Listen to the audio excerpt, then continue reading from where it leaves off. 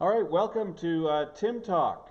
We're here with a virtual parishioner. We call him James. James Soutar is in Hong Kong, and he offered yesterday to give us just some words of wisdom from someone who has been sort of under lockdown, if you will, for how long, James?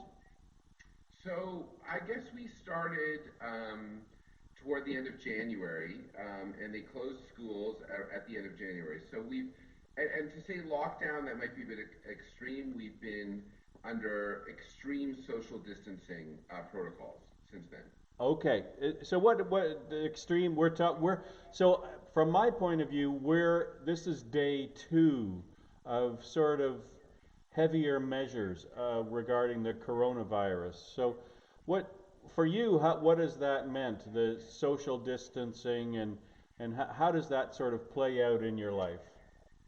Yeah, so I mean, Tim, it's a good question, and it's one that doesn't have an easy answer. But what I would say is it requires a bit of common sense. In fact, Hmm. quite a lot of common sense. And it just requires people to try and change their daily routines as much as possible. So I would say, you don't need to go and meet your friends for lunch at the Auberge or at the Star Cafe. Just try and stay at home. When you go to IGA, you can buy what you need. Don't buy too much, so other people have a chance to buy things. And just alter your behavior for the next month or so. And if the government says we need to close the schools, well, you have to close the schools. My 6-year-old son, Augustine, who lit the Christmas tree in your in your church Yeah. the Christmas before last, he's been doing online learning since early February, and it's fine. It works. It's okay. So what I'm trying to say is that um, we can try and lower the transmission of this. We will never stop the transmission, but if everybody does just a little bit and alters their behavior just a little bit, we should be fine. Okay. Um, so a couple of things. Tell us a bit about Augustine and how he's coping. Just because I know that there are some folks with families and what's that like for him? How's he responding? So yeah, a good question. I mean, thankfully Augustine is 6.5. He'll be 7 in June, and he's a fairly resilient fellow. And we've also lucky that nearby us, like a block or two away, is a very good friend of his, and they do the online learning. They've been doing it for several months now, and one day, they come to our house. One day, they go to his house, and I have noticed that his math and reading abilities have improved since Hmm. January. So the online learning protocol works.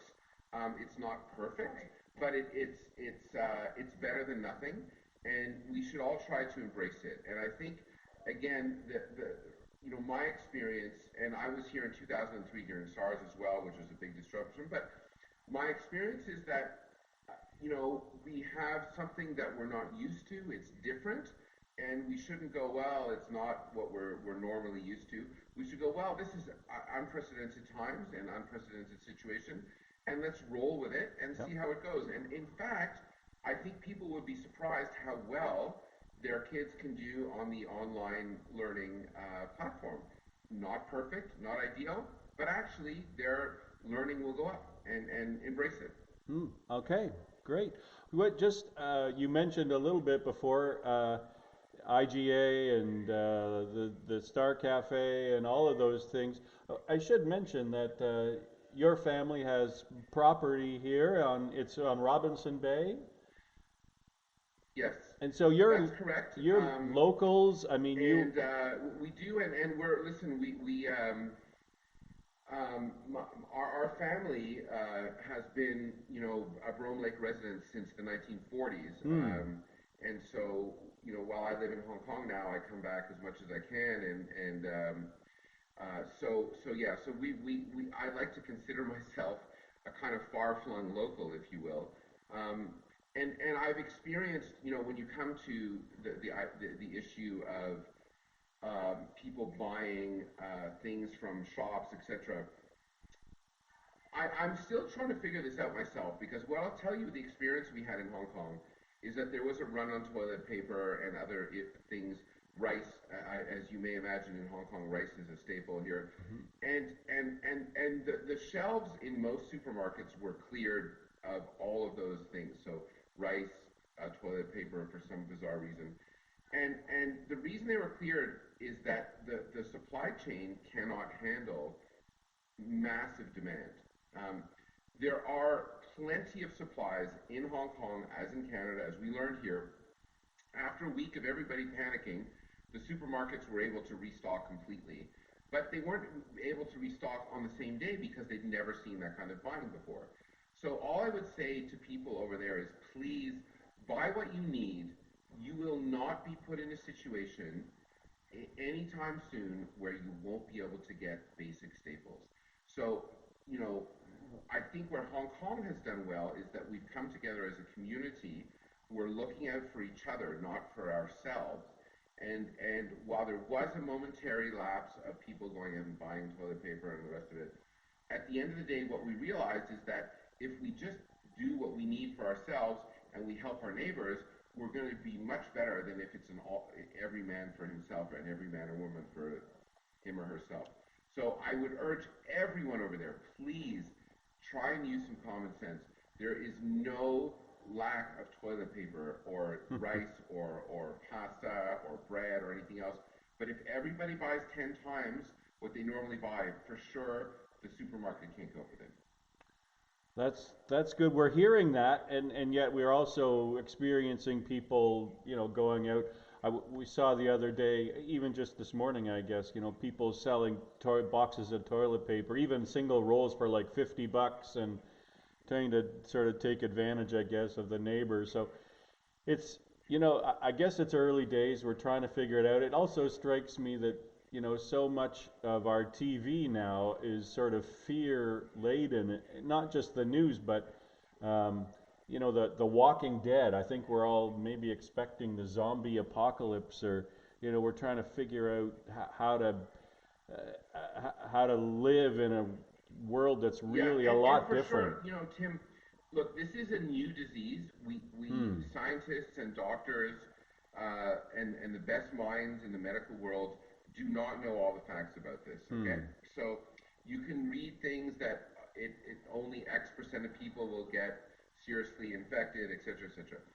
We just don't know, Hmm. and that's what I think causes the fear. And so what I would say, I've been here in Hong Kong the whole time since Christmas. Um, we've been very vigilant about, wearing masks when we go out and washing our hands and all the various things. And we've managed to really limit the number of cases here. And we'll learn more as we go forward about how we could have done better, etc. Sure. But I would urge people in Canada to just adopt a little bit of common sense, a little bit of calmness, and say, okay, I'm not going to go to a big group thing. I'm just going to go about my life, and I'm going to wash my hands, and I'm going to make sure my kids are safe and all the rest of it. There's no need to panic. It is true that for most people, even if they catch it, it's a mild disease, and unfortunately, some people will get very sick and could have very negative outcomes. Um, so we have to take it seriously, Yeah. and we have to try to alter our behaviors. I think the thing is that people need to realize is that this is a moment for the next month or two to alter your behavior. Just be a little bit more stay at home. Don't go to the movies. Don't go to big parties. Don't go to big reunions. Of course, go to church because that we need that. But Yeah. when you go to church, spread yourselves out a Yeah. little bit. Be responsible, and I think if we do that, we'll get through it. So, that's my advice. We've been living this since January, and we're all okay. We're all fine. There's a few members of our society that got sick. Most have gotten better. In a city of almost 8 million people, we've unfortunately had 4 people who have perished, who've Wow. died. Um, and that's really upsetting and sad, but Mm-hmm. those people were in their 70s and 80s and had chronic health diseases. Yeah. And so again, I'm not making light of it. I'm not saying it's fine that those people died, but you know, unfortunately, we have to deal with death in our society, as you know well. Yeah. And so, if we want the rest of our society to keep healthy, just alter your lifestyle. That's Yeah. it. Yeah. Thank you. That's great. We're uh, the Diocese of Montreal. We're carrying on. I'm going to do just so people know here. I'm going to continue to do 8 o'clock, which is our traditional service. I'm going to do it alone. But at our 10 o'clock, for now, we are going to continue as usual. And we'll see where that goes. The Diocese of Toronto and in Ontario, they have suspended all worship for the time being. So all of this is fluid. If you're watching, from St. Paul's, hopefully, keep watching your emails. Keep watching Facebook. We're going to get our website up and running a little better than we have, and so we're just trying to keep in touch that way. But thanks, James. That's sort of keeping. Well, my pleasure. And my last message to everyone: Yeah. stay safe, stay well, use common sense, help your people in your community. Don't fight against each other. Work together. You'll get through this.